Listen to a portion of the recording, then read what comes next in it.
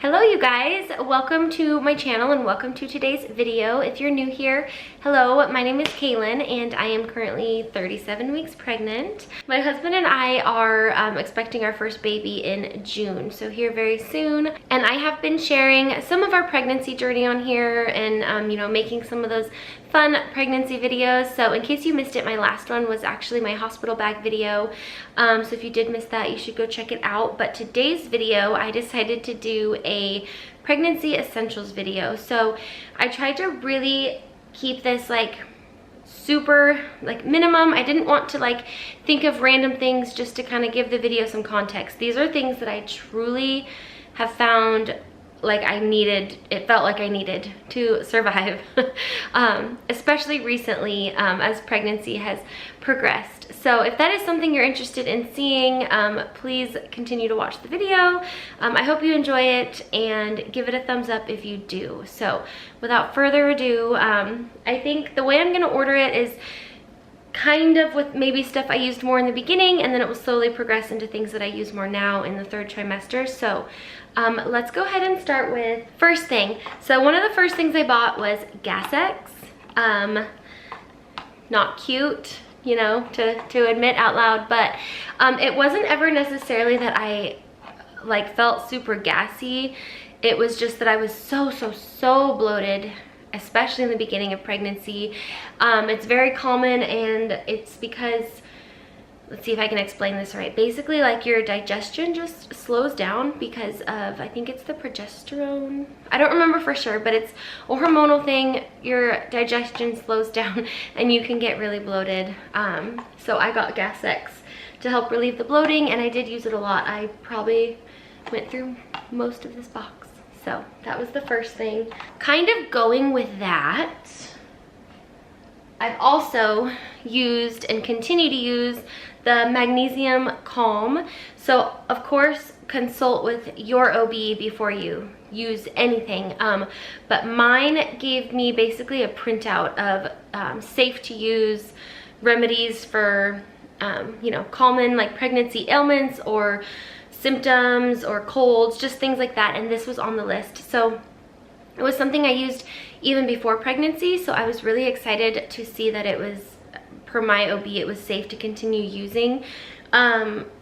Before pregnancy, I used it to help me fall asleep at night and just relax, but I didn't know that magnesium is actually kind of known, so kind of going with the Gas-X for helping keep you regular. So another fun pregnancy symptom is you can get constipated. So I feel like this helps with that, and it has helped me with that, and it's also helped calm me down, hence the name, at night before bed. So I drink it at night before bed. You can drink it any time of day, but that's when I use it. I've used it since the beginning, and I continue to use it even now. Since I kind of started talking about medicine supplement stuff, let's just stick with I have two other over-the-counter medicines, so I'll just say those really quick. We have one, so this is the Kirkland version from Costco, but acetaminophen, so it is the active ingredient in Tylenol, and I had these again before pregnancy, but it's all I've been able to use during pregnancy, because if you know, you're not supposed to take Advil, ibuprofen. You want to take Tylenol, acetaminophen. So I try not to take a ton, because they even say, really, even though it's considered safe, try not to overdo it. So usually, even before, if I had a headache, I would kind of try to put up with it for a little bit, and if it really didn't get any better, then I would use an over-the-counter pain medication. So I have had it for that, and I have used it a few times, because another symptom, it's my rooster, I don't know if you heard that, of pregnancy is some people get headaches, and then for indigestion and heartburn, Tums. So I haven't had a ton of heartburn, but I have had indigestion, and this helps with that as well. So I don't know if you heard, he crowed again, and he's gonna probably keep going now. So yeah, so those are kind of the last of medicine type items. One thing I noticed in the very beginning was that my skin was suddenly so dry. I don't know if that's normal. I don't know if it was just a coincidence for me, but it was almost as soon as I was pregnant, my skin was so dry, especially my legs. That was where it was the worst. I have we keep this out It keeps growing. We keep this out on our bathroom counter. Costco sells this. It's just like an unscented lotion, which I love scented lotions, but I also love unscented lotions just because my skin can be sensitive. So it came with like 2 of these big ones and a small travel sized one. So we've kept this on our bathroom counter. It's not the only lotion I've used. It's just the one that I grabbed for the video. Staying along those lines, what is this? The Palmer's Cocoa Butter Formula for Stretch Marks. Now I know everything I've read and what they say is like stretch marks, it's really just a genetic thing, and you can use like all the lotions and creams you want and it won't necessarily do anything, which is probably true in my opinion. It doesn't hurt to try. So I have used this. At first I was using coconut oil, but it was just like really messy. This is so much easier because it just has the pump and it's just a lotion. So I've been using this the whole time so far, knock on wood. No stretch marks, but we'll see. We still have, you know, three or more weeks to go. So yeah, for me this has been a must-have. Might not be for everybody. So these next items are ones that really have come into play, I would say like the last month and a half, maybe 2 months, as my stomach's grown and I've gotten more uncomfortable. So I went ahead and just grabbed 3 of them. So I got these shirts off of Amazon. I have 6 of them all together. They come in a 3-pack. And they are the most the longest, most stretchy, like maternity t-shirts. I'm obsessed with them. They're like all I've worn now for probably like a month and a half. So even if you don't get these particular shirts, which I will link below, really just comfortable. Obviously I'm bigger during like as the weather's gotten nicer, so I was still pretty small like in the winter time, so I just wore like a lot of big sweaters and stuff. But yeah, comfortable cotton t-shirts, and I like these ones because they're really long, so you can pull them down as far as you want and they cover up like the maternity part of your pants. I don't know, I'm obsessed with these. I'm wearing one today, this red one. Really comfortable, must have for me, so I'll link them below. Sweatpants. I have been living in these Old Navy joggers. I loved them even before. I love them even more now. I have them in my hospital bag. If you watched that video, then you saw. But they're just so stretchy. They stretch like with your belly. It's pretty self-explanatory, I think. But yeah, so just like nice, comfortable, stretchy pants. You get to a point in pregnancy where you kind of don't care if you look cute. You just want to be comfortable. That's these. They're the ones that are like tighter around your ankle. So nice, comfy joggers of your choice. You don't have to love the Old Navy ones, but these are the ones I have and I love them. Next thing is nice maternity jeans. So again, in the wintertime, I still could fit into a lot of my leggings, just like my normal leggings. And since, you know, my belly wasn't super huge yet, I really just wore a lot of like my regular leggings with my regular sweaters and sweatshirts, and things still fit me. But as I got bigger and the weather got nicer, it was kind of more like jeans and t-shirt weather. So I have been loving, I have a few pairs of the same pair of jeans. These are also from Old Navy. So they're just little capris, but they're maternity pants and they're comfortable and they still make you feel cute because they're, you know, kind of stylish.